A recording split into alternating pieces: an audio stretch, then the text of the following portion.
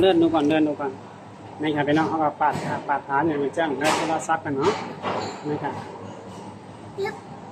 แล้วก็เนี่ยก่อนมากดก็เดี๋ยวจ่ายผ่านอย่างก็กดเงินสดกันเนาะกดเงินสดในกันนะ12 บาทค่ะ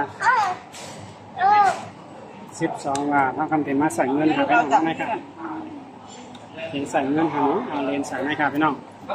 12 บาทแล้วกันเนาะทั้งผ้าเสื้อสีเขียวๆนี่ค่ะเนาะ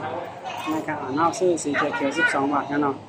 เอาเหรียญบาทหยอดใส่ก่อนนะก็เพิ่งตัดเลยนั่นนี่ครับพี่น้องเข้าการมาที่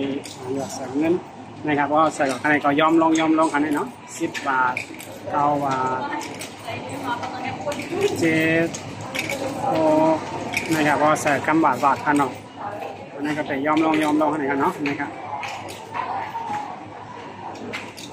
ใส่เจี๊ยบครับพอใส่เจี๊ยบก็นะครับ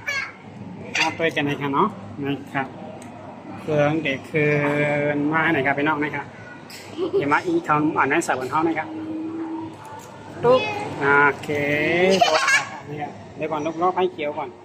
นะครับว่าไพ่กันในเขียวก็เอาเลยครับนะครับเปิดขึ้นมาลูกนายครับพี่น้องโอ้นายครับน้องเอามาโอเค